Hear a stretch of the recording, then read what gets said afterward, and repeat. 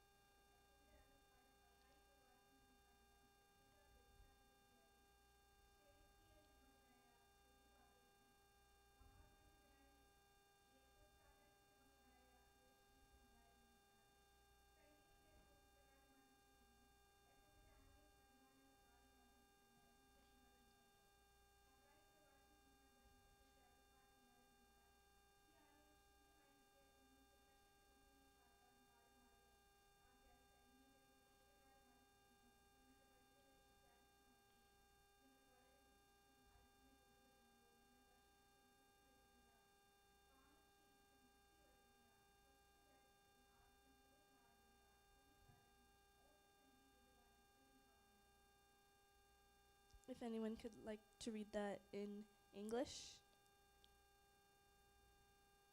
I can also read it as well.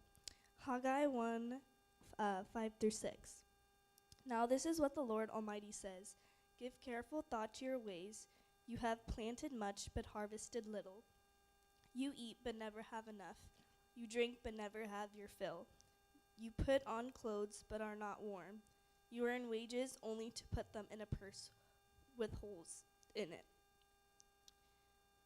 Verse 7. This is what the Lord Almighty says. Give careful thought to your ways. Go up into the mountains and bring down timber and build my house so that I may take pleasure in it and be honored, says the Lord. You expected much, but see, it turned out to be little. What you brought home I blew away. Why? Declares the Lord Almighty. Because of my house, which remains a ruin, while each of you is busy with your own house. Therefore, because of you, the heavens have withheld their dew, and the earth its crops. I called for a drought on the fields and the mountains on the grain, the new wine, the olive oil, and everything else the ground produces on people and livestock, and all the labor of your hands.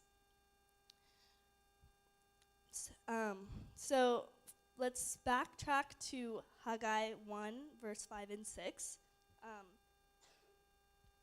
It's a passage from the Old Testament where the prophet Haggai delivers a message from God to the people of Israel. In these verses, God is urging the Israelites to reflect on their current situation.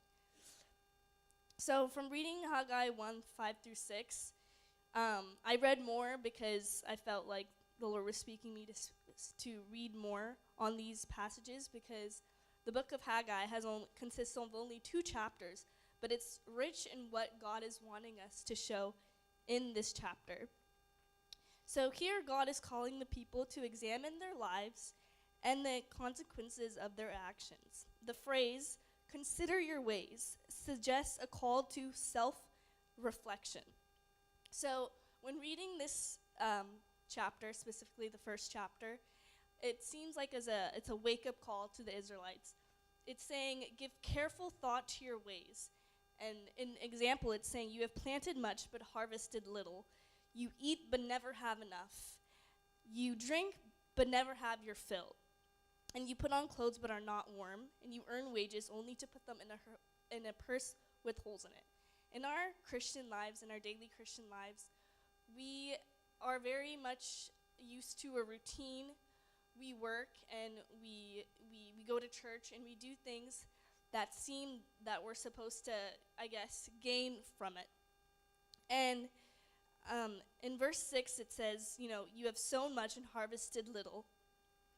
In this verse, Haggai describes the struggles of the people despite their hard work and efforts. They're not seeing the expected results or satisfaction. And their crops are unproductive. Their food and their drink is not satisfying them. And their clothing does not keep them warm, and their wages seem to disappear as if it was a place in the bag with holes. This indicates a sense of futility and dissatisfaction in their lives. This passage highlights their efforts because they have neglected the rebuilding of God's temple. That's basically what this chapter is talking about. It's a reminder of what God is trying to show the people of Israelites, going back to remind them about, God's priorities. The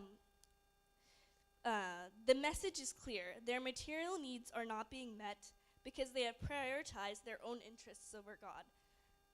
This passage kind of explains or kind of gives us a reminder, like in our daily lives, when we go to work, when we go to school, when we do our daily things, how are we remembering God? How are we rebuilding our relationship with God?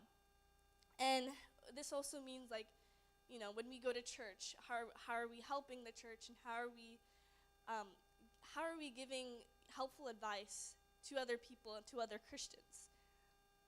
So the call to consider your ways is a prompt for the people to realign their priorities with God's will. So the central theme of Haggai is the importance of prioritizing God's work instead of our own work. So the people were focused on their own comfort and security while neglecting their spiritual obligations. Haggai calls them to realign their priorities, reminding them that the true blessing comes from putting God first, meaning obedience and blessing. Haggai emphasizes that obedience to God leads to blessing. The people's decisions to resume the temple's construction marks a turning point from drought and hardship to divine favor and prosperity.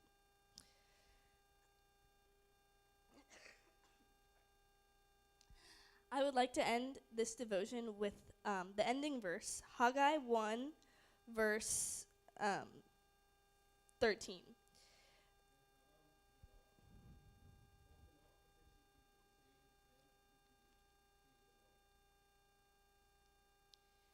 You can continue to end.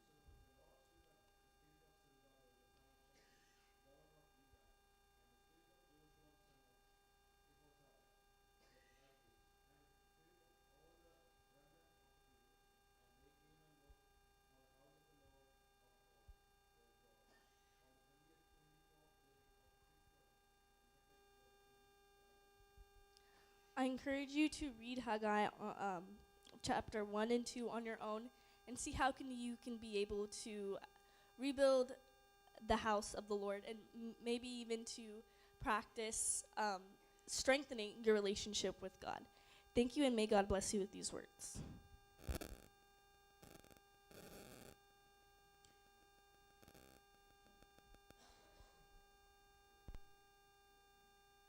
The school.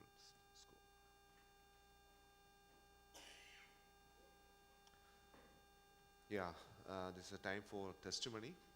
Anybody have to share any prayer matters or any